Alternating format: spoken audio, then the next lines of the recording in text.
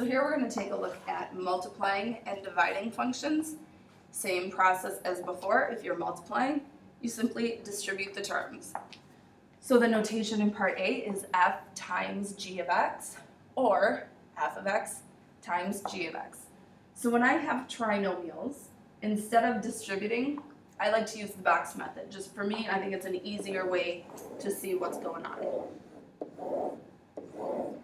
So we set up, we need 3 columns and 3 rows since each function has 3 terms. F of x along the top, g of x along the side. And remember, you can multiply in any order. So if you put g of x along the top and f of x on the side, you still get the same answer when you multiply. So we've got 4x squared times 3x squared, giving us 12x to the 4th. 4x squared times x is 4x cubed.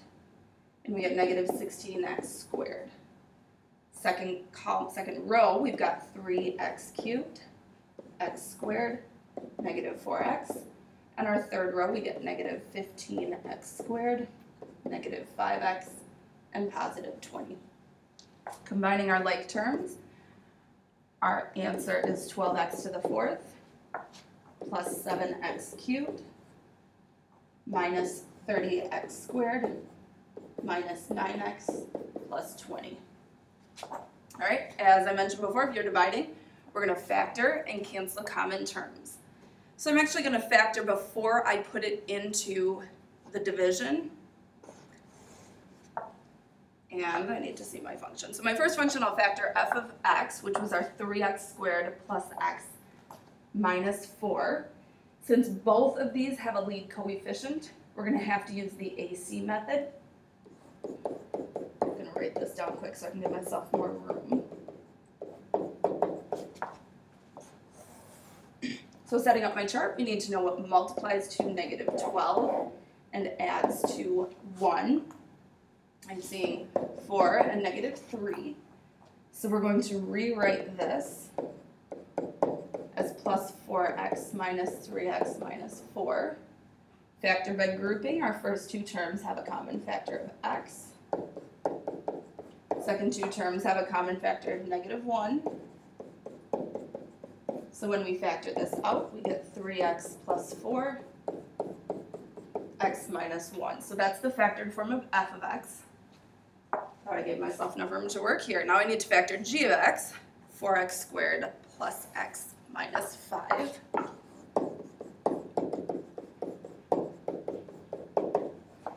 So this one I need to do the AC method as well, what multiplies to, in this case, negative 20. And again, adding to 1. So we get a positive 5, negative 4. Rewriting this x as 5x minus 4x. We have a common factor of x again.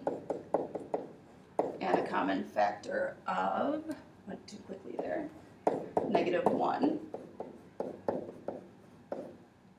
Factoring out our 4x plus 5, we're left with an x minus 1. So now when I write my division, it was f divided by g. So I'm going to take my f function over my g function. And I've got my terms x minus 1 that cancels.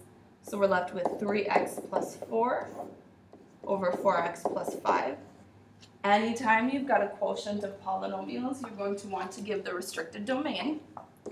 And remember, you use the unsimplified denominator. So we have to look at that x minus 1 as part of our restricted domain as well. So if I set 4x plus 5 equal to 0, x cannot equal negative 5/4. And if I set x minus 1 equal to 0, x cannot equal 1. Finally, we're going to evaluate our f divided by g at negative 3, which is not part of our restricted domain. So I'm going to go ahead and use the simplified form of the function that we found right here.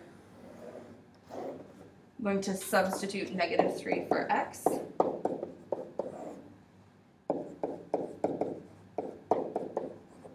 And evaluate, we get negative 9 plus 4 in the numerator, negative 12 plus 5 in the denominator, so that would simplify to a 5/7.